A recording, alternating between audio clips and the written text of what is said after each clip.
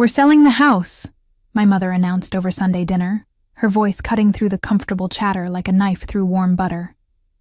"For Tyler's wedding, of course." I nearly choked on my roasted chicken. My father nodded approvingly beside her, as if this was the most reasonable decision in the world. My brother Tyler, sitting across from me with his fiancée Jessica, beamed like he'd just won the lottery. "You're what?"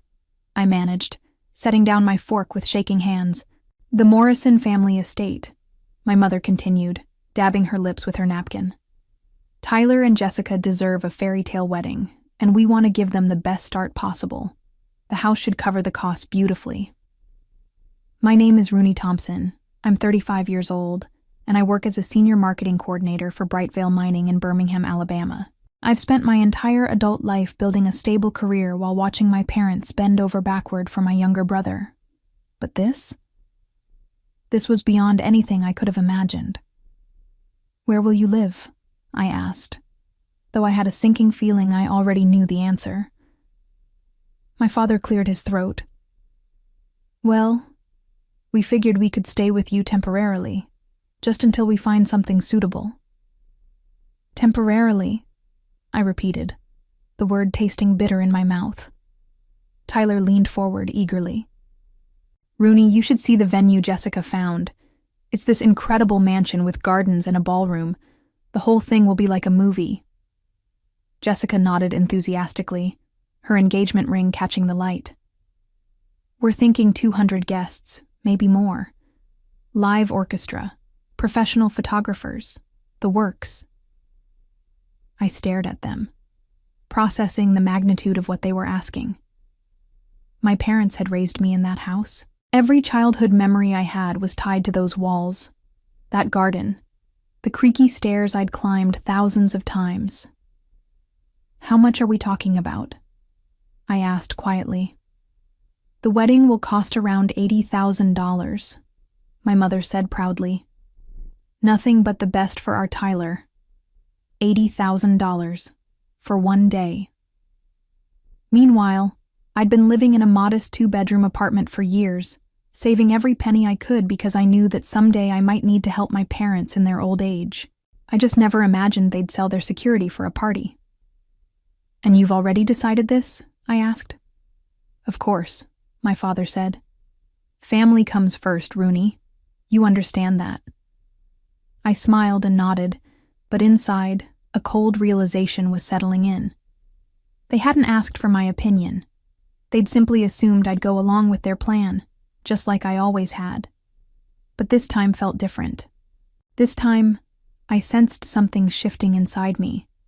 A quiet voice whispering that maybe it was time to stop being the dependable daughter who never caused waves. Growing up, I'd always been the responsible one. While Tyler was playing video games or hanging out with friends, I was helping my mother with household chores and maintaining perfect grades. My parents called me their little adult and praised my maturity. But looking back, I realized I'd never really had a choice. Tyler was 5 years younger than me, and from the moment he could walk, my parents treated him like spun gold. When he struggled in school, they hired tutors. When he wanted to play expensive sports, they bought all the equipment. When he crashed his first car at 17, they bought him another one the next week. Meanwhile, I paid for my own college education through scholarships and part-time jobs. I moved out at 22 and had been financially independent ever since. Not once had my parents offered to help with my student loans or my apartment deposit. "Rooney can handle herself," they'd always said, as if my competence somehow disqualified me from their support. "So when's the big day?" I asked, forcing myself to sound interested. "June 15th, Jessica gushed. "It's going to be perfect. Tyler proposed at Christmas, and we've been planning ever since." That gave them less than 4 months to sell the house and plan this elaborate wedding. The timeline seemed impossible, but I'd learned not to underestimate my parents' ability to move mountains for Tyler. "Have you found a real estate agent yet?" I asked. "We're meeting with someone tomorrow," my father replied. "The market's good right now. We should get a fair price." I knew the house was worth at least $120,000, probably more given the recent improvements they'd made. The idea that they'd blow most of that on a single day made my stomach turn, but I kept my expression neutral. "Well," I said carefully, "I hope everything works out." Tyler reached across the table and squeezed my hand. "Thanks, sis. I know this is a big change, but you'll love having Mom and Dad around more." I squeezed back, even as warning bells rang in my head. Having my parents around more was exactly what I'd been trying to avoid for the past 13 years. I loved them, but I also knew their expectations. They'd expect me to cook for them, clean up after them, and restructure my entire life around their needs. "Of course," I said, my smile feeling more forced by the minute. "We'll make it work." As dinner wound down and we moved to the living room for coffee, I found myself really looking at the house for the first time in years. The family photos lining the mantelpiece, the worn spots on the hardwood floors where we'd played as children, the kitchen window where my mother had always stood washing dishes. Soon, all of this would belong to strangers. Something was definitely wrong with this picture, but I wasn't quite ready to name what it was. 2 weeks later, I was sitting in my office reviewing quarterly marketing reports when my phone buzzed with a text from my mother. "House showing went great. 3 offers already. Tyler's wedding is going to be amazing." I stared at the message, feeling that familiar knot forming in my stomach. The reality was setting in faster than I'd expected. I typed back a brief congratulations and tried to focus on my work, but my mind kept wandering. That evening, Tyler called me directly. "Rooney, you won't believe it. Mom and Dad got an offer for $130,000. They're accepting it." "That's wonderful," I said, though wonderful wasn't the word I'd have chosen. "The closing is in 3 weeks. Mom wants to know if they can start moving some stuff to your place this weekend." I paused, looking around my carefully organized apartment. My 2-bedroom space was comfortable for one person, but adding 2 more people would be like shoving 3 elephants into a phone booth. "This weekend?" I asked. "Just some clothes and personal items," Tyler assured me. "The buyers want to move in pretty quickly, so Mom and Dad need to be out by the 1st of next month." "Tyler, can I ask you something?" "Sure. Have you thought about what happens after the wedding? I mean, where Mom and Dad will live long term?" There was a pause. "I figured they'd stay with you until they found something." "Why? Is that a problem?" The casual way he said it, like my entire life was disposable, like my space and privacy meant nothing, hit me harder than I'd expected. "It's just that my apartment is pretty small," I said carefully. "Come on, Rooney. You've got 2 bedrooms. And it's only temporary." Only temporary. Those words echoed in my head long after we hung up. I'd heard them before. When Tyler had stayed with me for just a few weeks after college graduation. When my parents had needed help with their taxes and ended up camping in my living room for a month. Temporary in my family's vocabulary seemed to mean indefinite. I walked to my kitchen window and looked out at the city lights of Birmingham. I'd worked so hard to build this life, this sanctuary. Every piece of furniture, every carefully chosen decoration, every quiet evening I spent reading or watching movies. It was all about to be disrupted.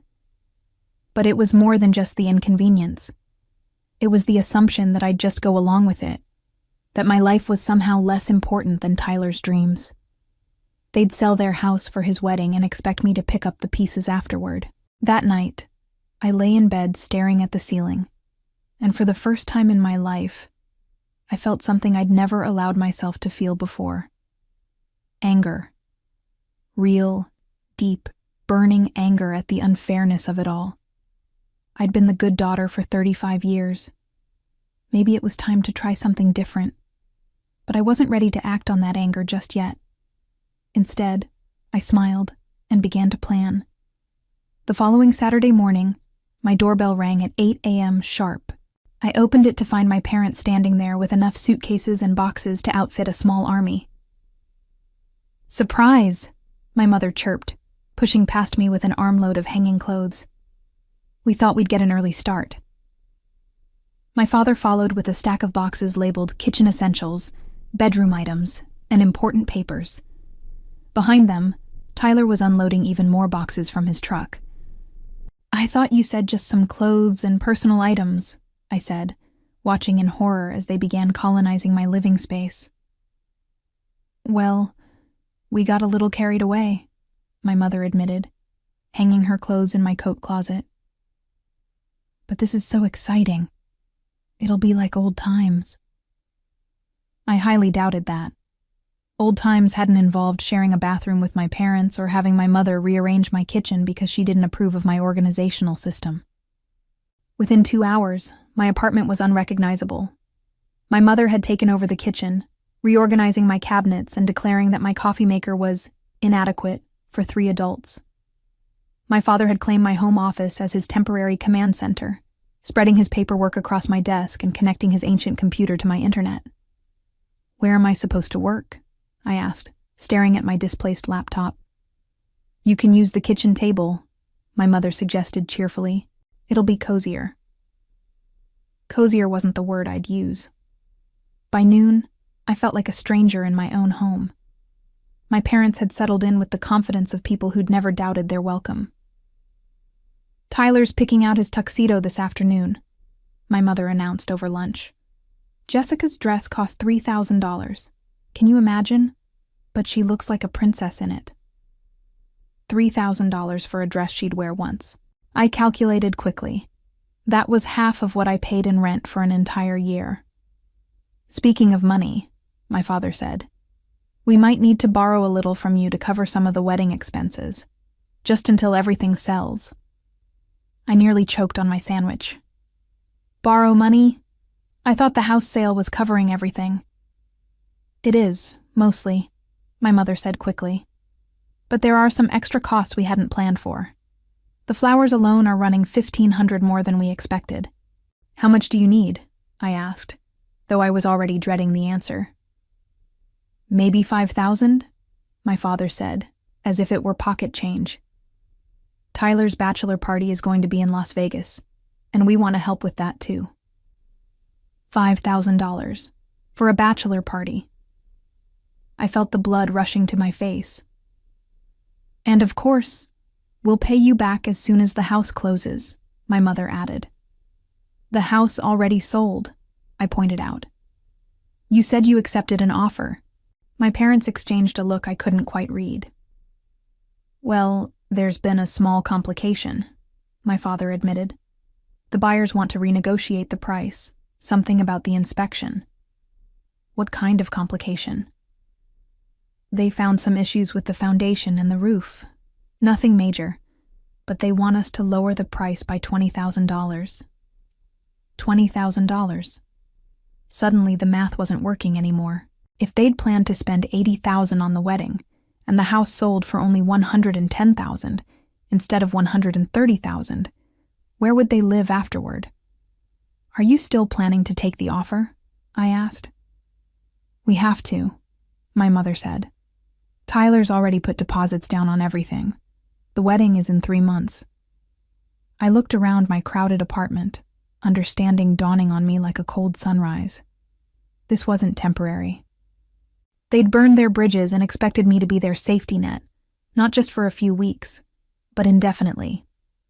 The responsible daughter in me wanted to say yes, to write the check and solve their problems. But something else, something harder and angrier, was stirring inside me. The next few weeks blurred together in a haze of wedding planning chaos and increasingly crowded living conditions. My parents had officially moved in, claiming they needed to be out of the house for showings and inspections, but it was becoming clear that they had no concrete plans for moving out.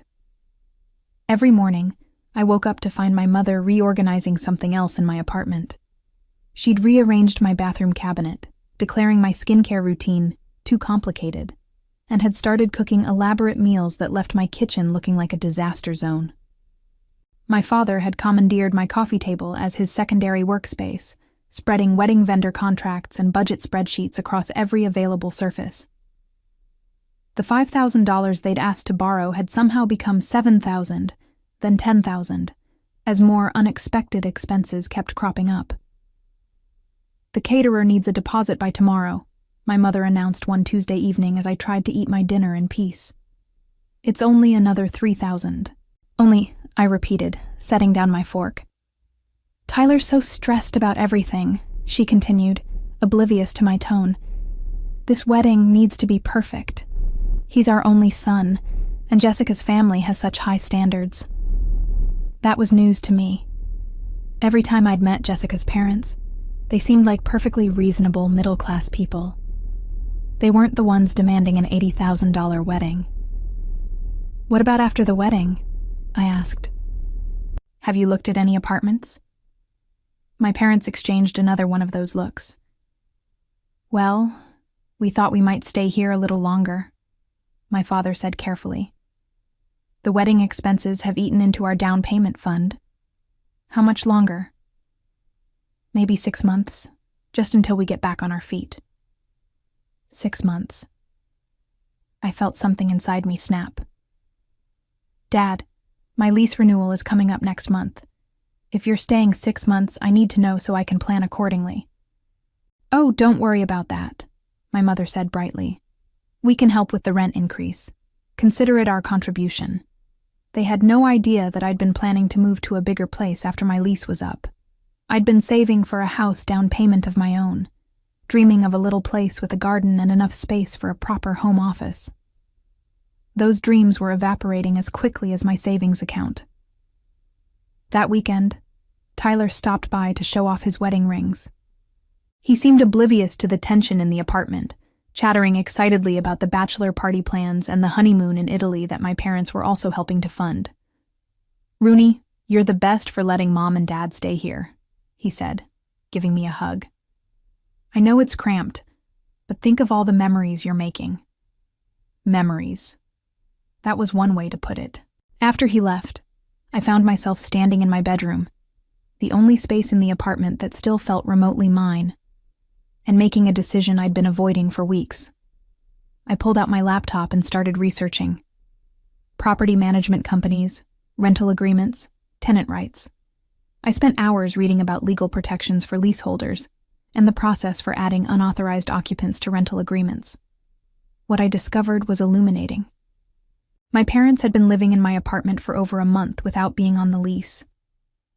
My landlord could technically evict all of us if he found out. Moreover, if they stayed 6 months as planned, they might be able to claim tenant rights, making it nearly impossible for me to ask them to leave. I was trapped, and they either didn't realize it or didn't care. But I was done being the accommodating daughter. It was time to remind my family that actions had consequences, and that their safety net might not be as secure as they thought. The breaking point came 3 weeks before Tyler's wedding. I came home from work to find my mother hosting what appeared to be a full bridal shower planning committee meeting in my living room. 8 women I'd never met were crowded around my coffee table, making decisions about centerpieces and party favors. "Rooney," my mother exclaimed when she saw me. "Perfect timing. These are Jessica's aunts and cousins. We're finalizing the bridal shower plans." I stood in my own doorway, holding my briefcase and staring at the invasion of strangers who were eating off my dishes and using my furniture as their personal planning headquarters. "The shower's going to be beautiful," one of Jessica's aunts gushed. "Your mother has such wonderful ideas." "We're thinking of having it here," my mother added casually. "It's so convenient, and the space is just perfect for 30 guests. 30 guests, in my apartment, for a party I hadn't agreed to host. "Mom, could I speak with you privately?" I asked, my voice carefully controlled. "Of course, honey. Ladies, could you excuse us for just a moment?" I led my mother to my bedroom and closed the door. "You can't host a bridal shower here without asking me first," I said quietly. "Oh, don't be silly. It's just family. 30 people isn't just family, and this is my apartment. I have to live here." My mother's expression shifted, and for the first time, I saw a flash of something that looked like annoyance. "Rooney, I understand you're feeling overwhelmed, but this is important. Tyler's wedding is the most important day of his life, and we all need to support him. I am supporting him. I've lent you $10,000, given up my home office, and let you take over my entire life, but I draw the line at hosting parties I didn't agree to. It's one afternoon, my mother said, her voice getting sharper. Surely you can be flexible for your brother's sake. What if I said no? The question hung in the air between us. My mother stared at me as if I'd suggested something completely unreasonable. Well, I suppose we'd have to find somewhere else, she said finally. But it would be very disappointing and expensive. We'd probably have to rent a venue, which means asking Tyler for more money. More money. From the son who was already getting an $80,000 wedding funded by his parents' house sale. Mom, I need to ask you something, and I want an honest answer. Of course. What's your plan after the wedding? Specifically, where are you going to live? Another pause. Longer this time. We're working on that, she said carefully. Working on it how? Have you looked at apartments? Put in applications? Set aside money for deposits? Rooney, why are you being so difficult about this? I'm not being difficult. I'm asking reasonable questions about my own living situation. My mother sat down on my bed, and for the first time since this whole ordeal began, she looked tired. The truth is, we spent more on the wedding than we planned, and with the house selling for less than we expected, we don't have enough left over for a proper place. How much do you have left? After all the wedding expenses, maybe $15,000. $15,000. In Birmingham, that might cover a security deposit and a few months' rent, but not much more. Certainly not enough to furnish a new place or handle unexpected expenses. So your plan is to live with me indefinitely, I said. Just until we figure something else out. I looked at my mother, really looked at her, and realized that for the first time in my adult life, I was seeing her clearly. She wasn't the selfless family matriarch I'd always believed her to be. She was someone who'd made impulsive, financially irresponsible decisions and expected other people to clean up the mess. It was time to stop cleaning up messes that weren't mine to fix. The next morning, I did something I'd never done before in my entire relationship with my family. I took control. I started by calling my landlord, Mr. Peterson, and explaining the situation honestly. As I'd suspected, having unauthorized long-term guests was a violation of my lease agreement. He gave me two options: add my parents to the lease with an additional deposit and increased rent, or have them out within 30 days.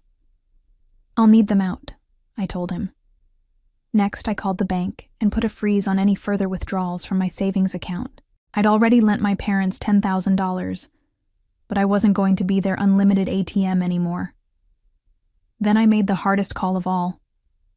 Tyler, I said when he answered, we need to talk. Sure, what's up? I need Mom and Dad out of my apartment by next Friday. Silence. What do you mean? I mean exactly what I said. My landlord has informed me that having long-term guests violates my lease. They need to find somewhere else to stay. But the wedding is in 2 weeks. I know when the wedding is.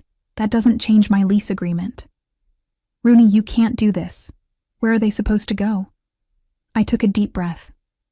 Tyler, I've supported this wedding financially and logistically for months. I've given up my home, my privacy, and my savings. I've done my part. But they're our parents. Yes, they are. They're your parents too. Figure it out. You're being incredibly selfish, Tyler said, his voice rising. This is the most important day of my life. And every day is important in mine, I replied calmly.